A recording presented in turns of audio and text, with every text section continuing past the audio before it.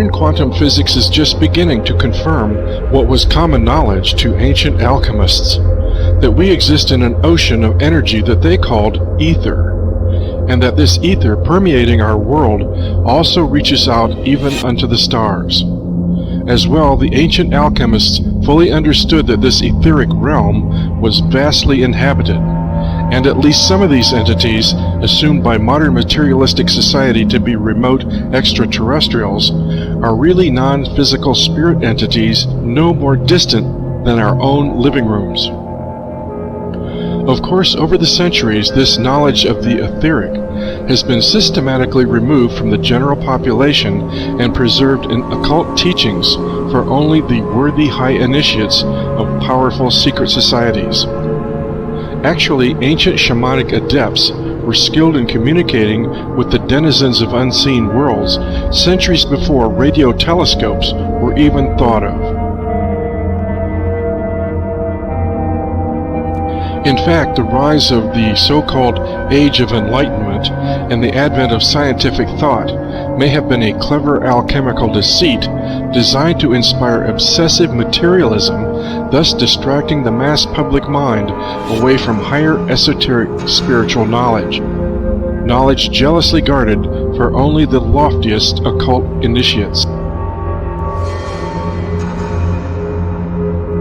Truth is not for those who are unworthy or unable to receive it, or would pervert it. The truth must be kept secret, and the masses need a teaching proportioned to their imperfect reason. As such, perhaps the popular notion of alien abductions, heavily promoted by UFO research groups like MUFON, as well as the mass media, is also a deception proportioned for the imperfect reason of the unsuspecting public.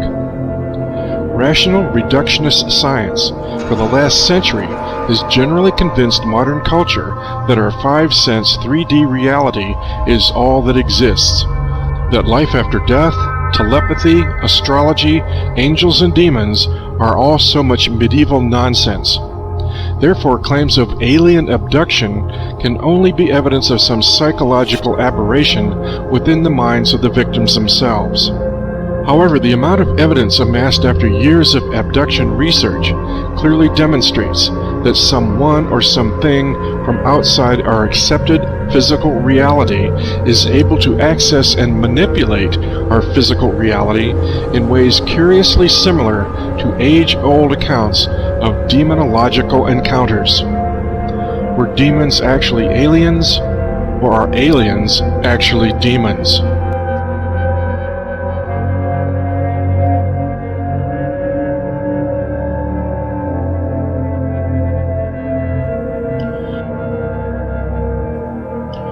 Demons are manifestly evil entities commonly understood to exist in a structured etheric hierarchy parallel to human physical reality. As such, they are said to be the subliminal architects of all human aggression, suffering, and misery. Demonic entities are known for their predatory cunning and deceptive machinations in human affairs.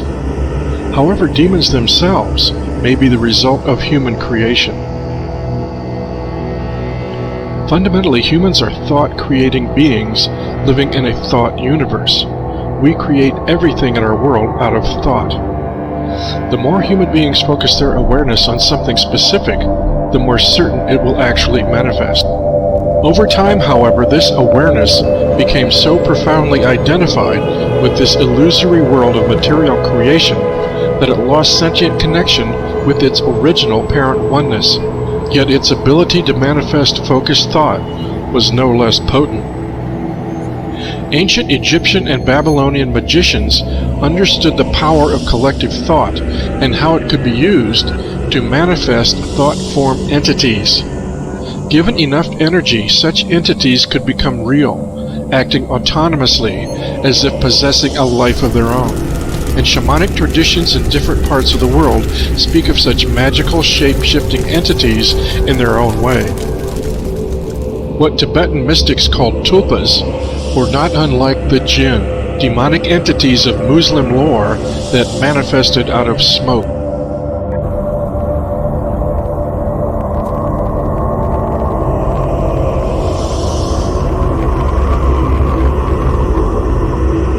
succubi and incubi of the Middle Ages were virtually identical to predatory etheric entities discovered by early Christian Gnostics as well.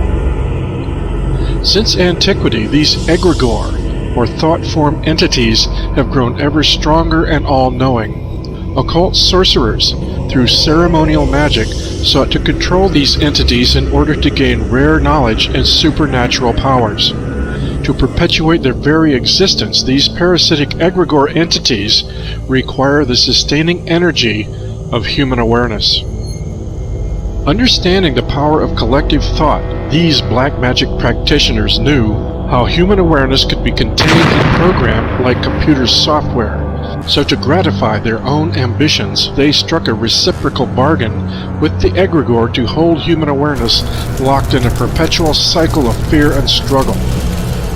In exchange for power and domination, these sorcerers literally offered up the entire human race as a blood exchange, giving these demonic, hyperdimensional thought forms virtual immortality. In other words, the awesome power of collective human emotions can be harnessed to precipitate manifestations of benevolent angels, wicked demons, or even aliens from space. As well, the ancient traditions of accessing assistance from such powerful etheric entities are preserved and practiced by modern secret societies to this day. Satanists, the Dark Illuminati, the Black Magic Masters are able to conjure these denizens from hyperdimensional space to do their bidding.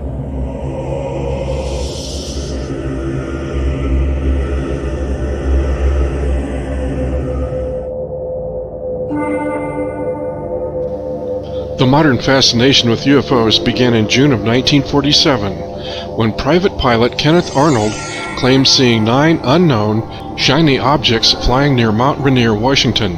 The press sensationalized his report by labeling the objects as flying saucers, and to this day, mysterious flying objects are consistently reported worldwide.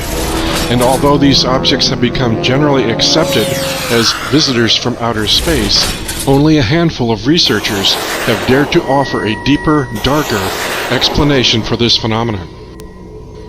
While the main thrust of UFO research has been preoccupied with crashed saucers, alien bodies, back-engineered anti-gravity technologies, and secret Nazi flying discs, a significant mystical aspect to ufology has been virtually ignored. But 1947 was also significant as the year of notorious British Satanist Aleister Crowley's death. Little mention is made in UFO research to a ritual magic ceremony performed in New York in 1918, whereby Crowley allegedly opened a dimensional portal to alien entities. Styled as the Alamantra workings, Crowley's ritual accessed an etheric entity called Lamb, whose image bore a striking resemblance to alien entities that 70 years later would become popularly known as the Greys. Moreover, in the years just prior to his death, Aleister Crowley served as mentor to noted American rocket scientist Jack Parsons in Pasadena, California. Parsons founded the Jet Propulsion Laboratory, which, in association with NASA, was instrumental in the manned Apollo rocket launches during the 1960s. But aside from rocket design, Parsons was also Grand Master of Crowley's Ordo Templi Orientis, Satanic Lodge in Pasadena. As well, Parsons and Scientology founder L. Ron Hubbard in 1945 also conducted ritual sex magic workings deliberately intended to invoke the Antichrist. In June 1952, Jack Parsons died in a mysterious explosion at his Pasadena home, and just 1 month later, Washington, D.C. was besieged with a flight of UFOs. An innocuous coincidence? Perhaps. But there is nothing innocuous in the disturbing similarity between alien abductions and occult satanic initiation rituals. This series of special projects conducted in the California desert in 1945 and 1946 by Parsons and Hubbard was for the express purpose of opening an interdimensional gateway that had been sealed since antiquity.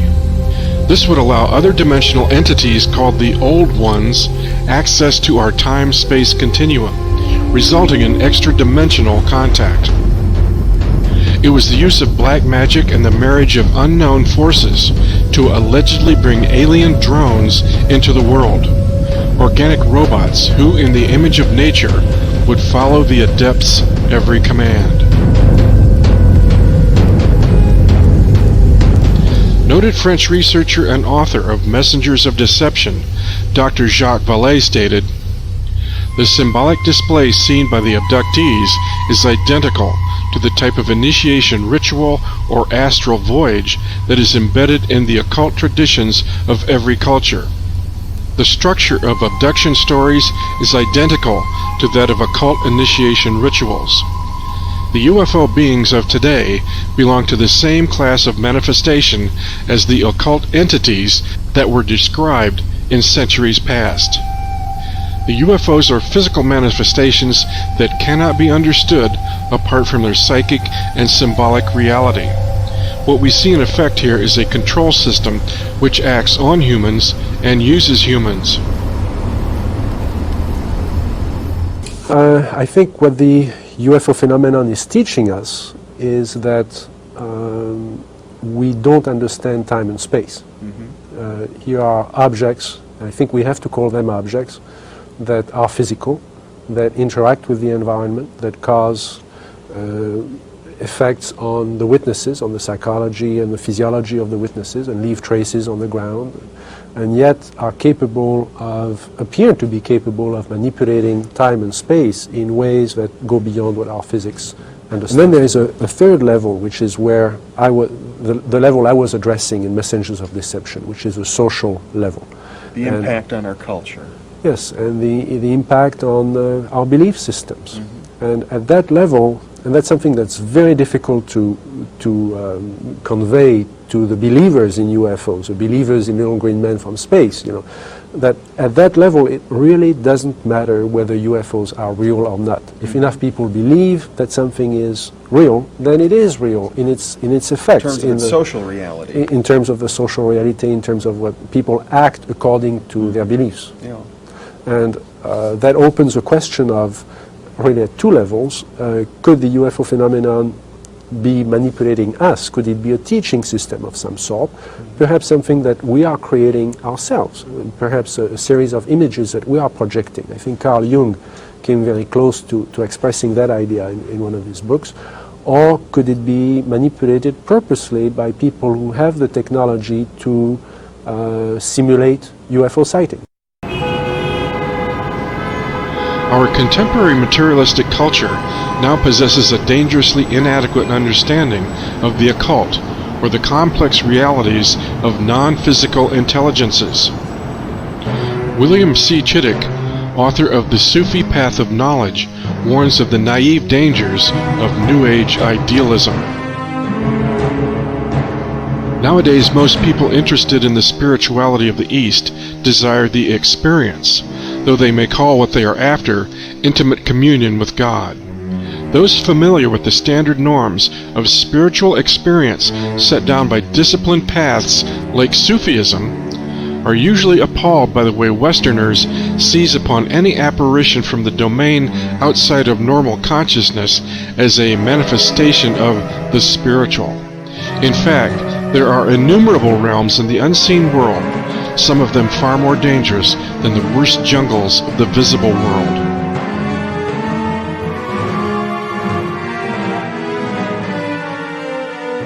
This general ignorance of non-physical realities easily serves dark magic practitioners who manipulate and deceive to serve their own purposes, or practitioners who themselves are manipulated by etheric entities that wish to access our physical reality.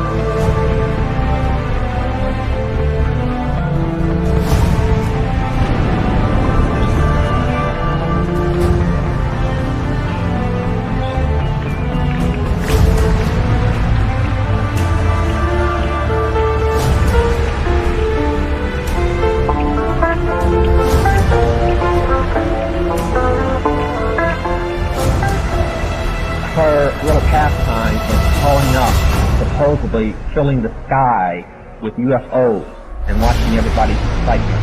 And some of the most outstanding sightings were in the early 70s in Ohio. And she used to laugh about it because she'd be standing in a circle out in the field somewhere calling up demons. And that's all they were angels of light playing games in the sky. Remember, a demon, get the little spooky picture. There are a fallen angel, an unclean spirit. They can assume any form or go into anything. But they can assume forms including spacemen or solid objects like flying saucers or so on. That's why when they appear on the radar scope and a jet gets up there, they vanish right in front of the palace eye because they're nothing but a spirit.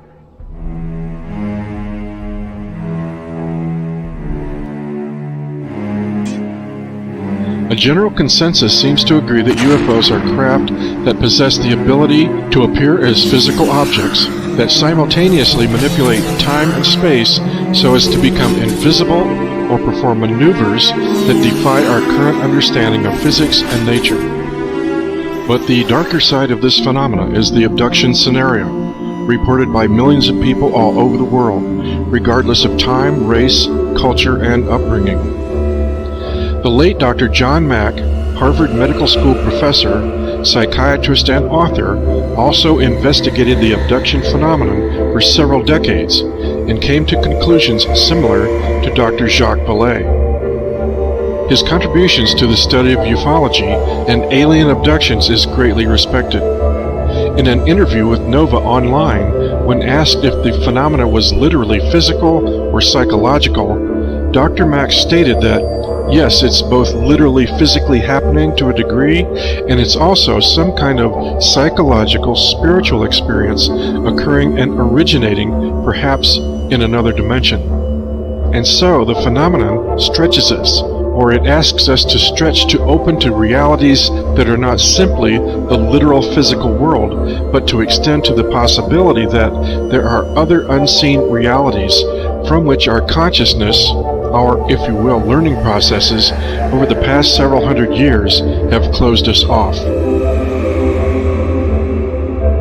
This phenomenon, if we take it seriously, which is to say that hundreds of thousands, if not millions, of human beings in the United States and around the world are being approached or being visited by some kind of intelligence. People call them alien because they're afraid of it. Beings of several sorts, but one type most prominently 3.5 to 4 feet tall with huge eyes, black eyes, blue eyes, and bald, large heads, thin bodies, often with a very high energy field around them, and that this is very real. And it's not a product of any sort of mental illness. Now, that is completely incompatible with the Western worldview. Not only does it show that there are other intelligence at work here, but they can show us that they have technological powers, they have intelligence, they have capabilities that we can't even begin to approach. Author Whitley Strieber, in his classic account of an alien encounter from his book Communion, records his experience with these entities by stating, "I became entirely given over to extreme dread. The fear was so powerful that it seemed to make my personality completely evaporate. Whitley ceased to exist. What was left was a body and a state of raw fear so great that it swept about me like a thick, suffocating curtain, turning paralysis into a condition that seemed close to death. I died and a wild animal appeared in my place." Then, in his subsequent book, Transformation, the Breakthrough, he delves deeper into the abduction experience, stating, "Increasingly I felt as if I were entering a struggle that might even be more than life and death. It might be a struggle for my soul, my essence, or whatever part of me might have reference to the eternal. There are worse things than death, I suspected. So far the word demon had never been spoken among the scientists and doctors who were working with me. Alone at night, I worried about the legendary cunning of demons. At the very least, I was going stark raving mad. And within the pages of Transformation, he further observed, I felt an absolutely indescribable sense of menace.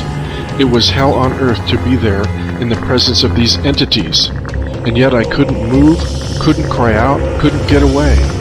I'd lay as still as death, suffering inner agonies. Whatever was there seemed so monstrously ugly, so filthy and dark and sinister. Of course they were demons. They had to be. And they were here and I couldn't get away.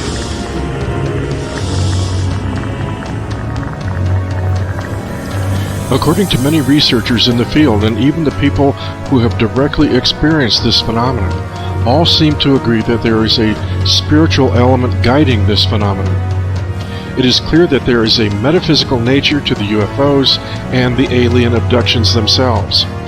Furthermore, the startling similarities between this phenomena and the occult and other historical, mythological accounts of direct contact with demonic entities should be alarming.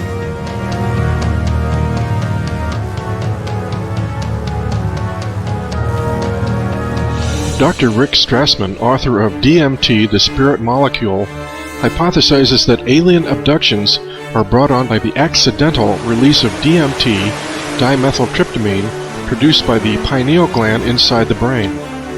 While conducting DMT research in the 1990s at the University of New Mexico, Dr. Strassman advanced the theory that a massive release of DMT from the pineal gland prior to death or near death was the cause of the near-death experience, NDE phenomenon.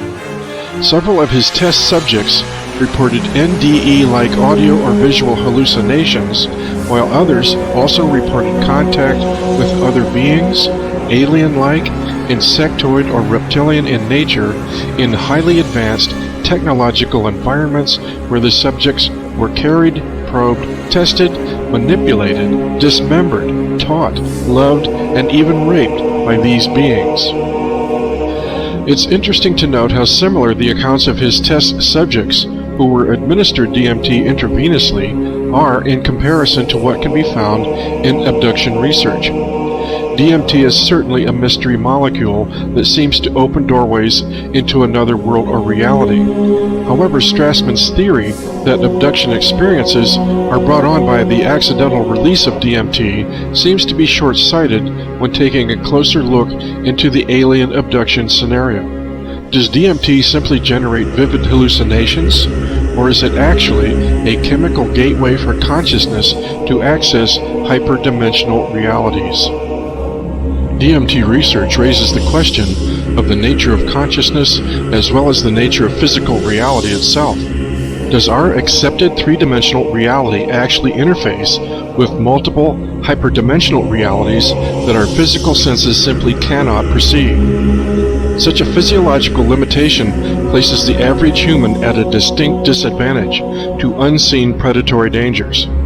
But are there techniques one can employ for protection from menacing hyperdimensional alien denizens?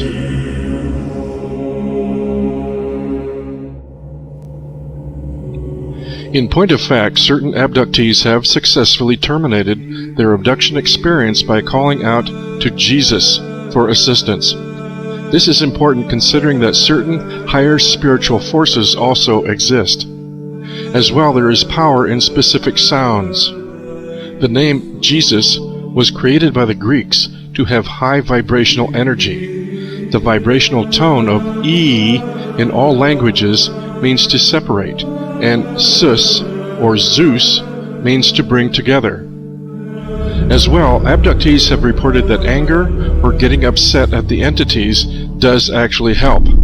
Also, by educating themselves and learning more about the abduction and UFO phenomenon, they can create an awareness which seems to offer protection. As the saying goes, knowledge protects, ignorance endangers. One of the primary themes of alien abduction accounts has been the harvesting of human genetic material. Aliens have been consistently reported abducting American citizens on a regular basis, conducting experiments on them, collecting specimens of ova and sperm.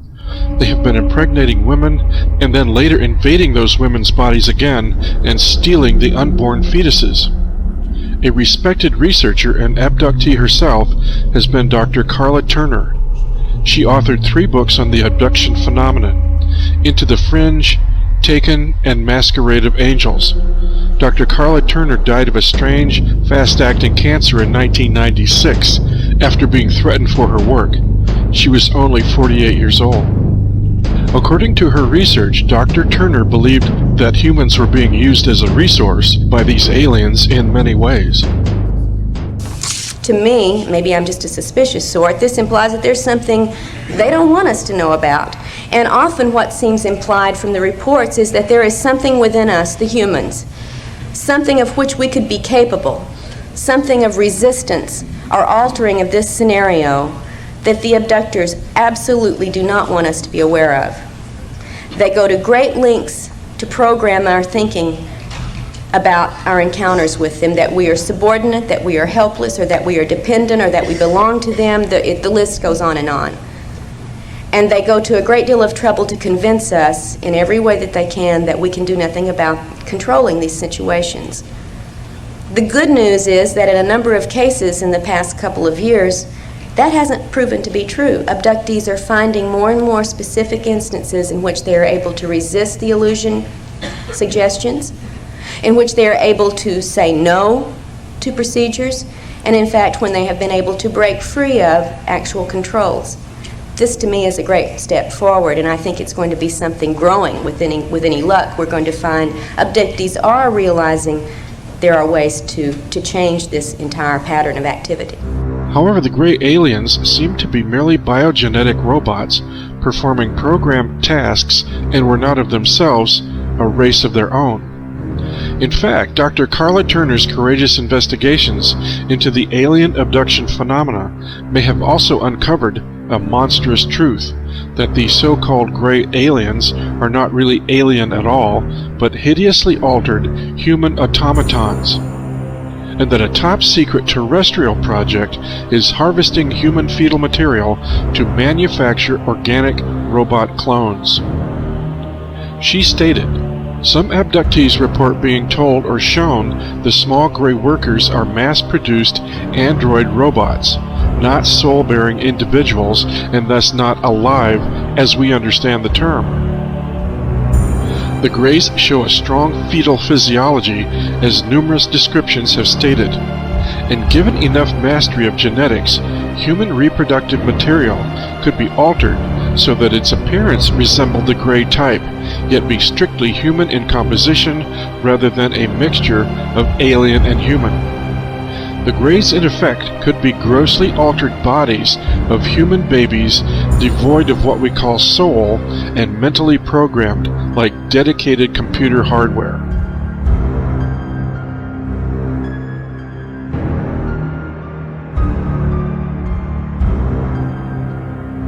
Even Colonel Philip Corso, author of the book The Day After Roswell, admitted that the recovered bodies from the Roswell UFO crash were biological robots. He stated, "So when I started putting all this on the extraterrestrial together, we finally gave it a name. I told them, it looks like, these are clones. And so the name came out, extraterrestrial biological entity. That's what we figured they were. We better describe it. We never used the letters ET. There was no such thing. You said that they look like clones. They were clones. Not look like clones. They were clones. We figured that they were created by some other intellect.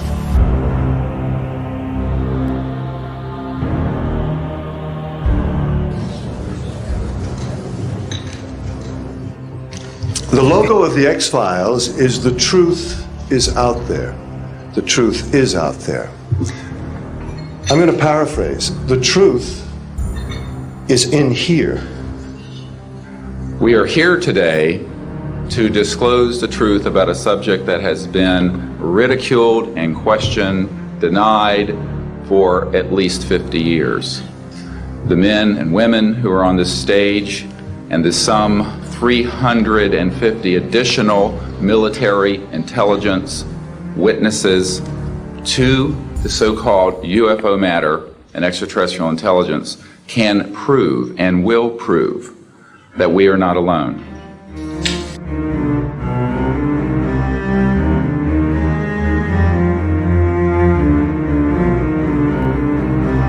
Dr. Stephen Greer has gained high-profile notoriety by organizing the Disclosure Initiative to raise public awareness of the UFO issue. Yet while Greer publicly lobbies to convince us that all extraterrestrial aliens are benevolent, enlightened beings here to spiritually advance corrupt humanity, he publicly admitted knowledge of top-secret government projects whereby demonic astral entities can be materialized into our 3D reality using sophisticated electromagnetic technologies.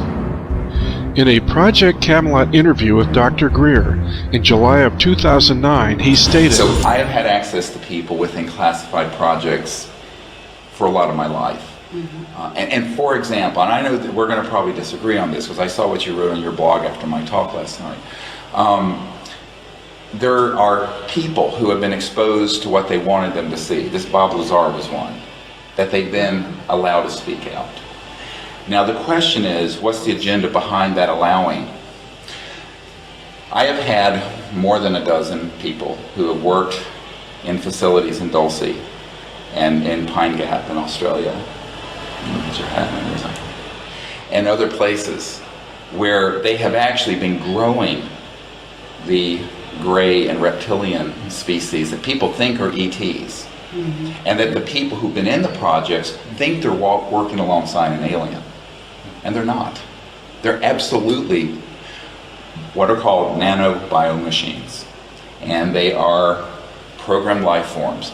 And there is no question that that is going on. And so the larger question becomes, if someone comes up to you with just an empirical observation, what is it they're seeing?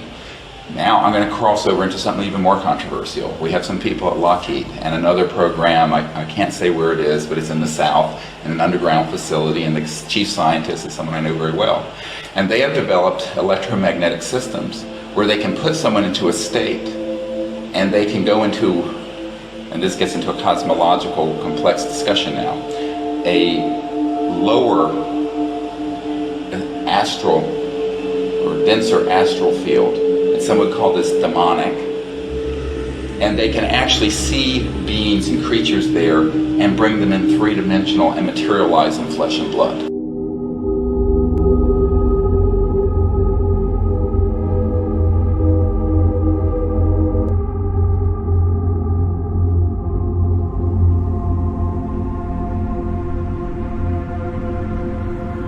Former FBI Director J. Edgar Hoover stated, "The individual is handicapped by coming face to face with a conspiracy so monstrous he cannot believe it exists.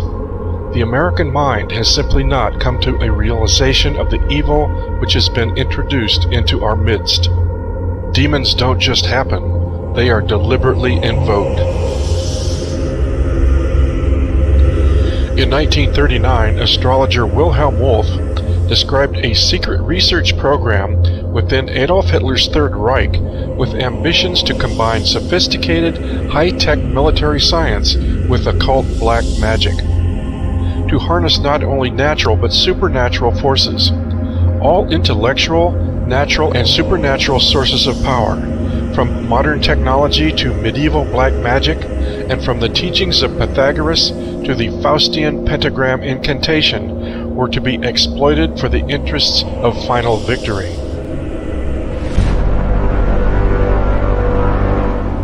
Do we dare consider that even today, world leaders at the highest levels of power are a fraternity of occult practitioners who deliberately engage demonic forces to ravage the unsuspecting mass of humanity, as well as the earth itself, in return for vast political power, wealth, and prestige? A blood covenant that dooms humanity to wholesale death and enslavement. There are cosmic rules of play that require humans en masse must give consent to their corrupt, oligarchical rulers in order for these demonic hyperdimensional entities to work with such rulers, to advance their evil anti-human agenda. If true, this means that if humans withdraw consent en masse, these demonic entities cannot continue to advance their hideous agenda. Unfortunately, ignorance of this unholy agenda allows consent by default.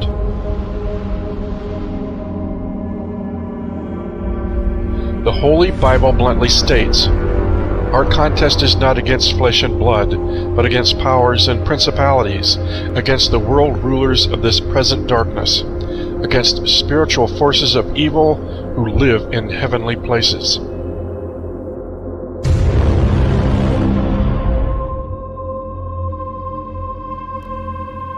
Charles Taze Russell, founder of Jehovah's Witness, prophesied that on October 2nd, 1914, the beginning of the end of humanity would commence with the emergence of the Antichrist, as foretold by the Book of Revelation. Jack Parsons was born on that prophetic day.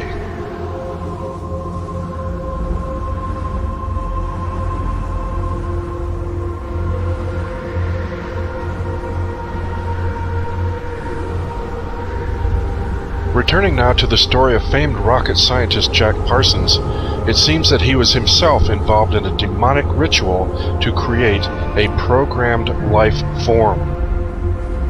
Parsons had a sex magic partner in the Ordo Templi Orientis Lodge named Marjorie Cameron.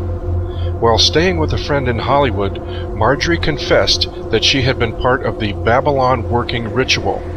She said that it had been devised by Jack Parsons, L. Ron Hubbard, Aleister Crowley, and Manhattan Project scientists based at the Los Alamos Atomic Bomb Research Unit, headed by Jewish scientist Robert Oppenheimer.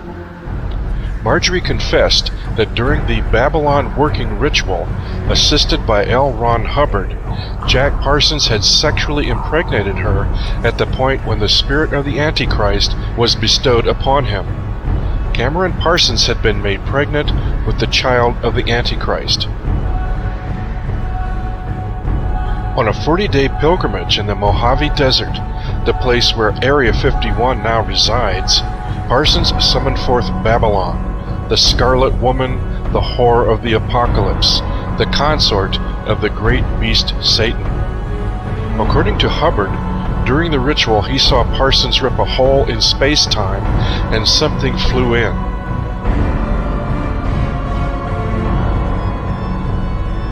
Author and inventor of the new cult religion Scientology, Mr. L. Ron Hubbard, former initiate of Aleister Crowley's Ordo Templi Orientis, wrote a so-called sacred text called Dianetics, which now has an inspired following of evangelical millionaires in Hollywood, just as the Kabbalah training schools are now full of people who had their interest in these Judaic magical techniques inspired by Britney Spears and Madonna.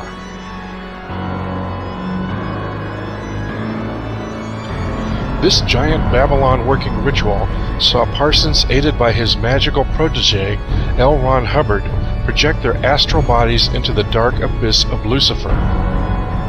1948 saw George Bush Sr. baptized in the name of the demonic spirit Magog. That same year, Jack Parsons baptized himself as Balerion, Armilas, Al-Dajjal, the Antichrist.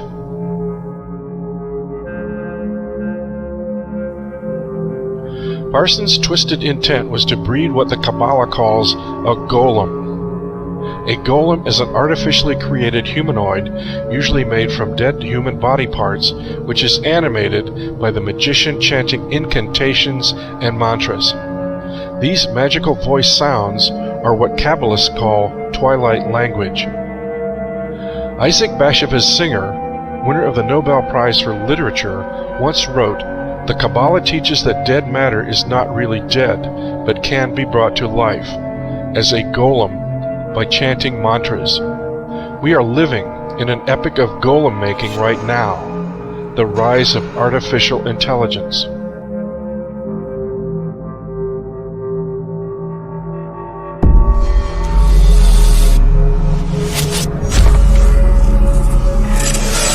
Jack Parsons told his former master that the fetus of the golem was later extracted from the womb of Marjorie Cameron Parsons, by government agents who delivered it to a special team at the Manhattan Project atomic bomb facility. Creation of the Philosopher's Stone, to master alchemy at its highest level by changing one element into another, was accomplished by the Manhattan Project scientists who changed uranium into plutonium, one of the highest secrets of alchemy.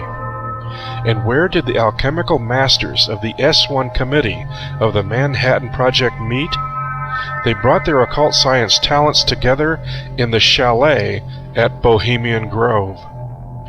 While men wearing owl masks and black robes listened to the manic laughter of Satan, it was at Bohemian Grove where the consummation of thousands of years of alchemical atomic research took place, nothing less than the birth of the bomb. The power of the atom was harnessed by the United States Army's Manhattan Project during the war, and on July 16, 1945, in an act of wanton technological sorcery, that power was unleashed with the Trinity atomic bomb test in New Mexico. A group of American scientists led by Dr. J. Robert Oppenheimer gathered in a remote area of New Mexico at the 33rd parallel known as Jornada del Muerto, or Journey of Death. There at 5:29 a.m. on July 16, 1945, the military detonated the first ever atomic bomb.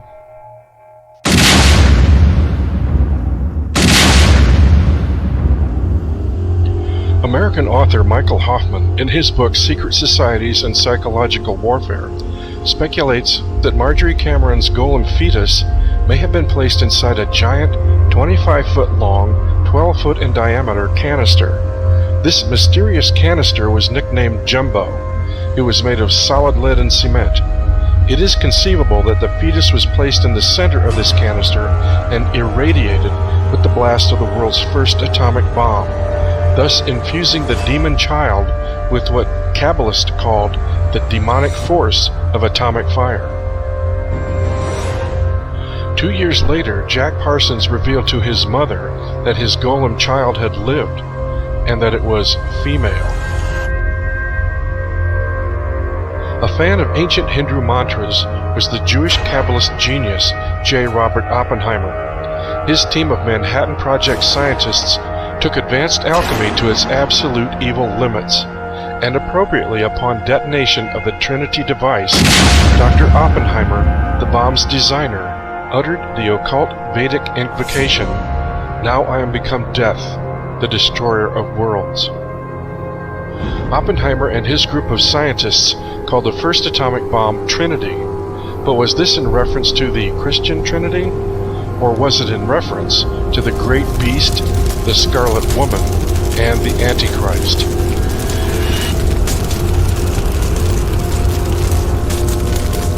Had Aleister Crowley's Aeon of Thelema come to fruition? Thelema is the Greek word for willpower.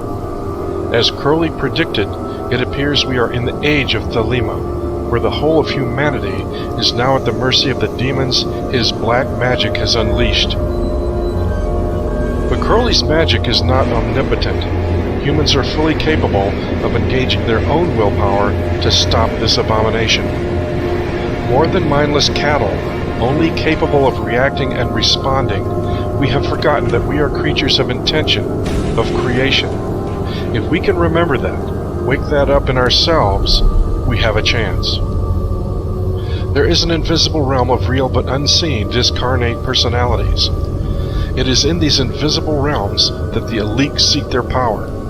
They commune with a populace of entities, many of which are malevolent and responsible for the pollution, wars, pestilence, and destruction on planet Earth. It is perhaps mankind's greatest challenge to stop Freemasons and black magicians from accessing these spirits of dark worship. We all have a role to play in the banishment of the satanic elite. You are either part of the problem or part of the solution.